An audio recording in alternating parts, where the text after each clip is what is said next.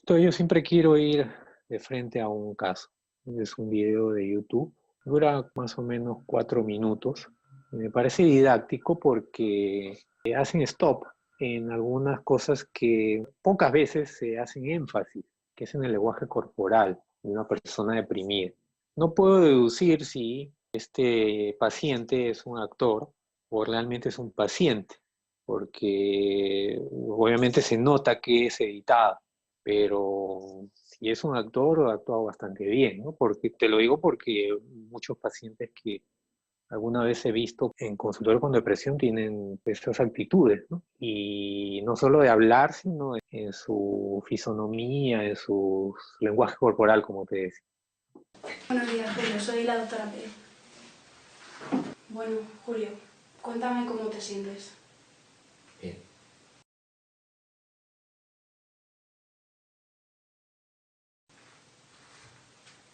He estado leyendo el informe de tu anterior médico, el doctor Gómez. ¿Qué tal fue la terapia con él?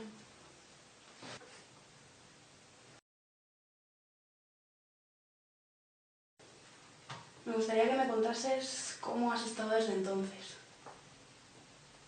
Bien.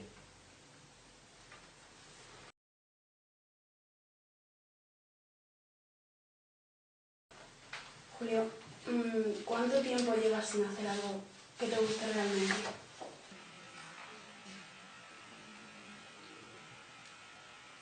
Cuando tenía 15 años, mis padres y mi hermana murieron en el atentado del 11 de marzo.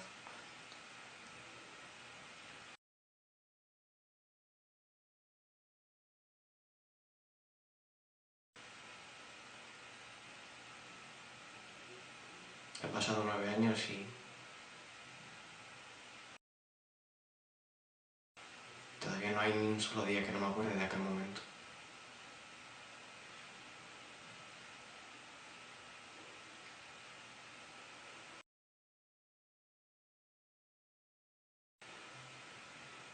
Supongo que yo también debería de haber ido en ese tren. ¿Por qué dices eso?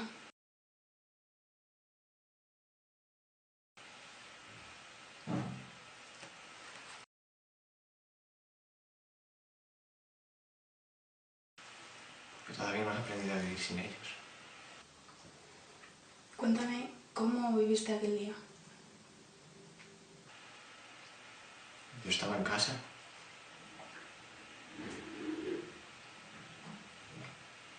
Mis padres me dijeron que si iban a Madrid a apuntarme a un curso de pintura.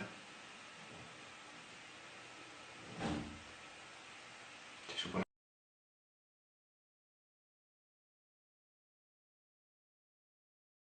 que les tenía que acompañar, pero supongo que ese día estaba cansado, no lo sé. ¿Quieres decir que te sientes en parte culpable? No, doctora.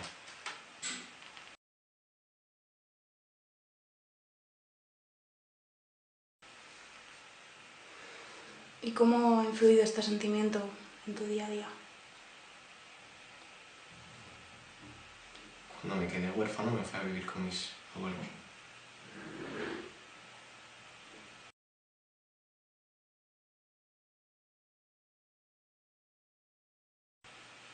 Ellos eran ya muy mayores. Supongo que más que cuidarme a mí,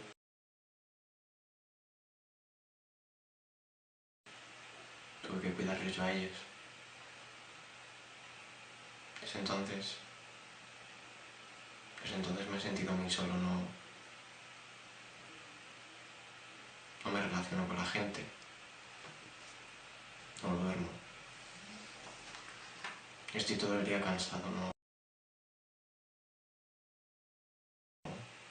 ¿Qué te pareció? En verdad es la primera vez que veo un video como ese o que te haga pensar que deberías preocuparte más en ver las facciones del paciente, ya que creo que lo usual en la descripción, en los libros, lo que sea, es como que uno ve el aliño y cosas que se pueden percibir, pero esto de las expresiones que ha mostrado el paciente, en este caso, aparte que me parece relevantes, o sea, sí, creo que esas expresiones son así, ¿no? O sea, mirar hacia abajo es culpa o cómo se cómo él hace los gestos y también va con las palabras que él dice.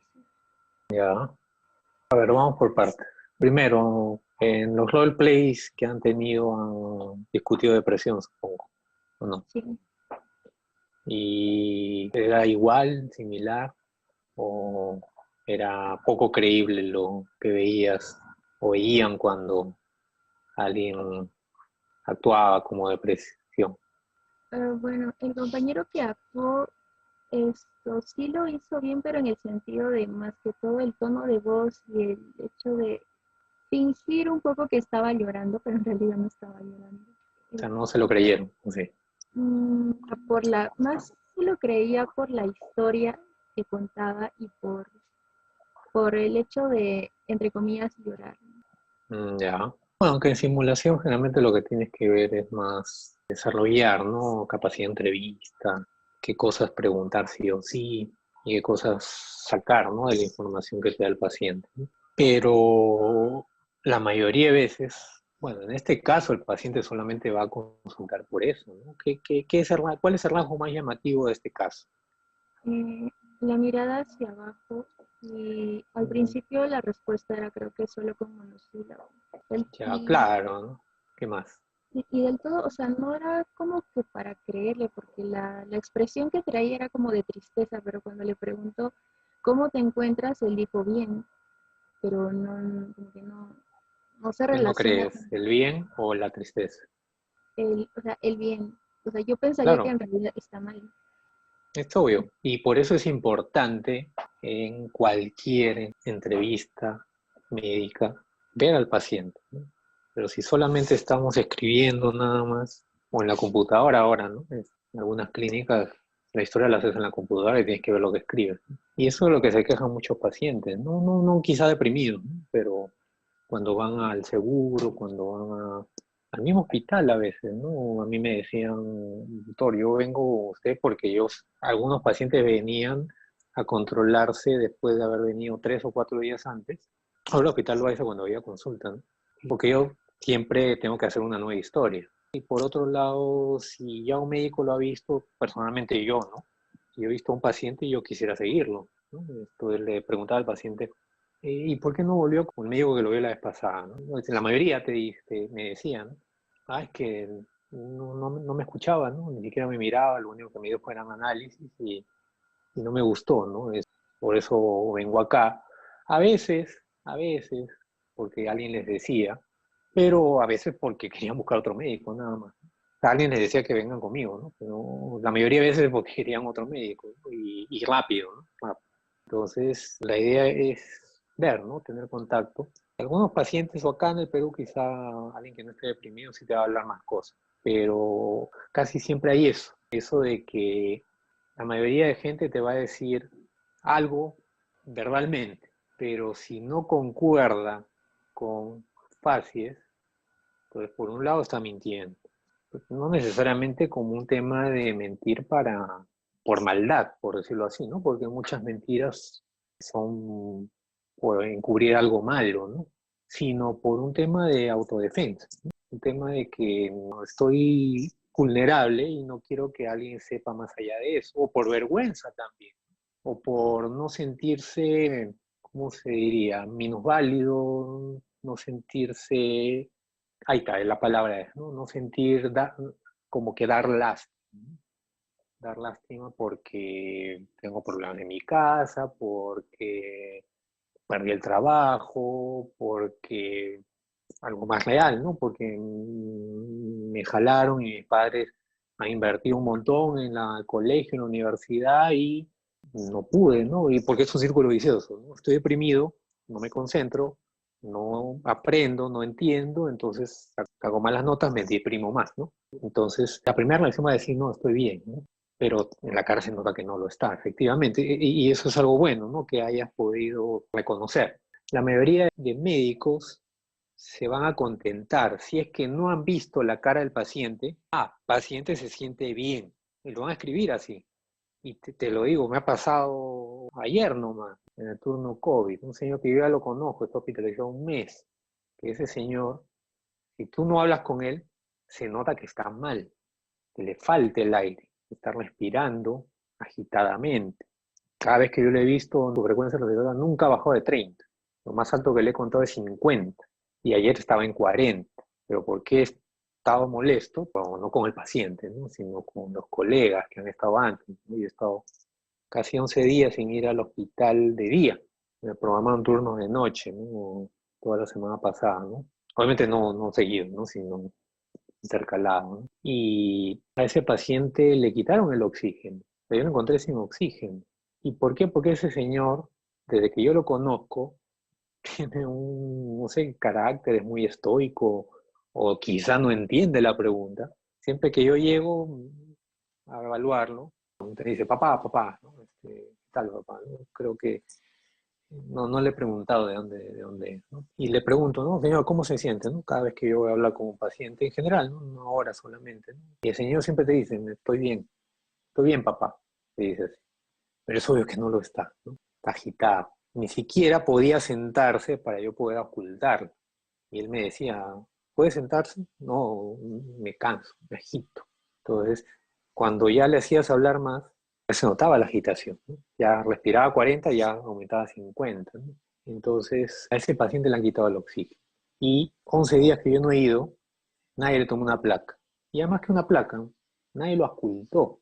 Porque si yo lo hubiera ocultado hace 10 días, no creo que no hubiera encontrado lo que yo lo ocultaba. Entonces lo oculté y tenía disminución de murmullo vesicular en mi tórax derecho. Entonces le pido una placa y lo que tenía era un neumotórax, ¿no? Y le habían quitado el oxígeno y me lo habían reportado para alta. ¿Y por qué? Porque se quedan, ¿no? Con lo primero que él te dice, estoy bien, tranquilo. No lo ven que obviamente está respirando más de 30 veces por minuto, estaba con taquicardia, 120 latidos por minuto. A estos pacientes no le debes quitar el oxígeno.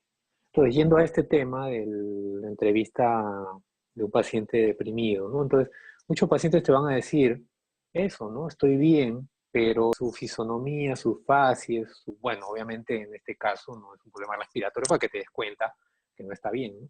Pero tu cara.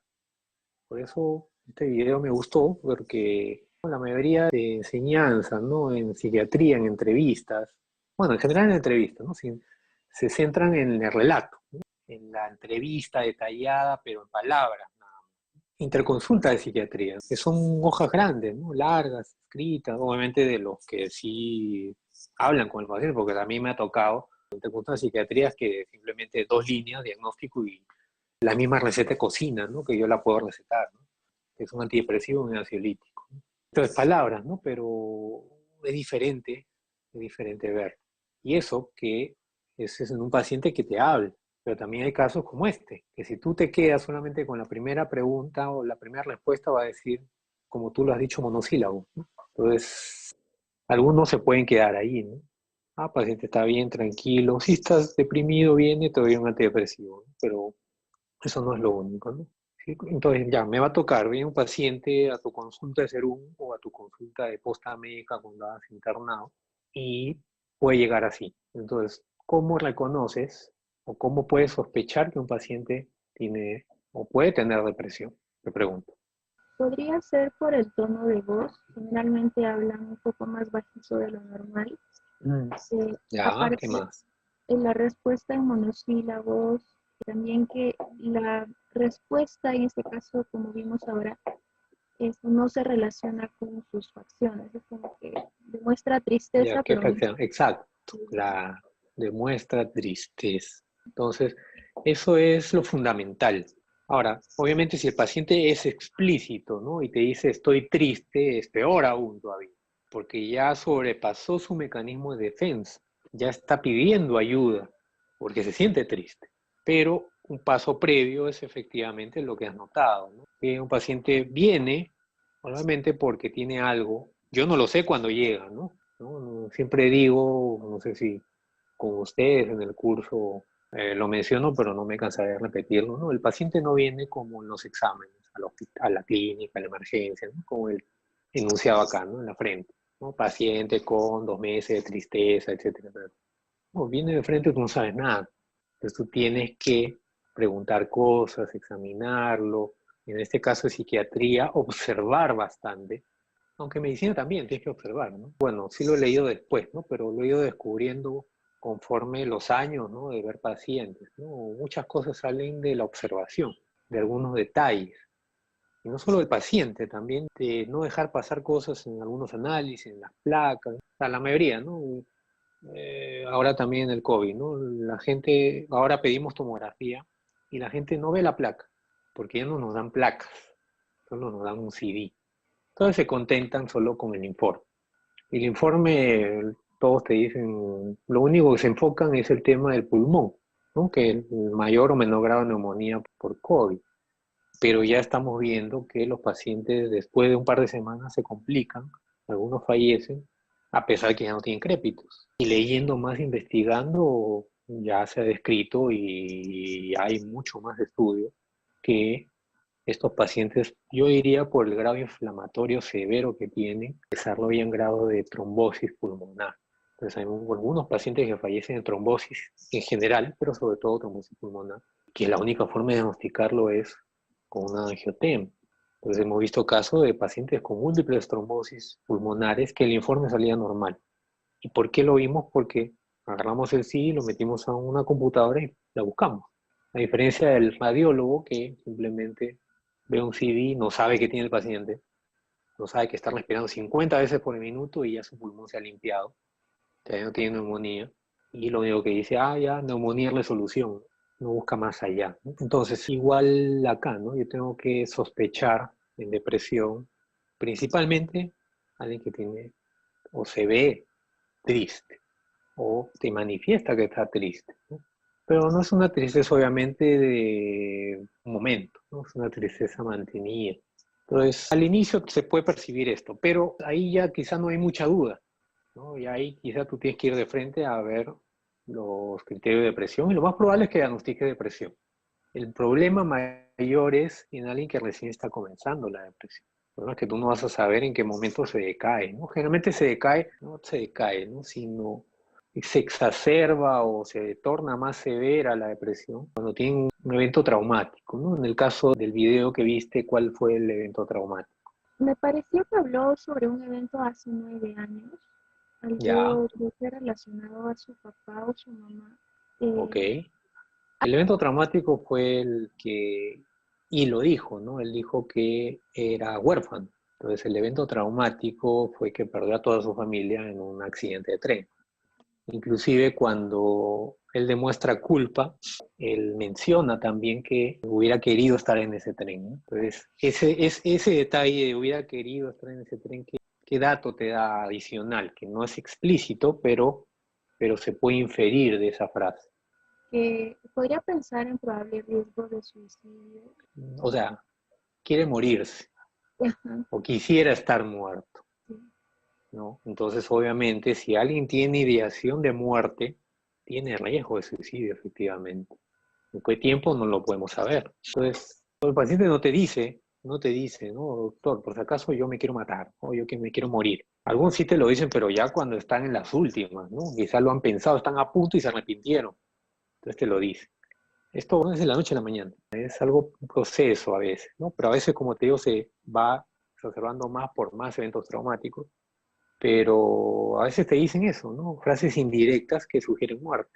El hecho de este caso, ¿no? De que le haya dicho haya mencionado en la entrevista, ¿no? Que hubiera deseado estar en un escenario que ocurrió la muerte de alguien, es porque quiere estar muerto. Entonces eso ya te indica que la depresión es severa. Por más que no se manifieste y por más que solamente le haya salido una lágrima. Cuando uno vas a ver a un paciente deprimido a punto de suicidio o llorando en mar de lágrimas. Muchas veces lo único que encuentras es silencio. Es silencio justo porque también se quieren contener, ¿no?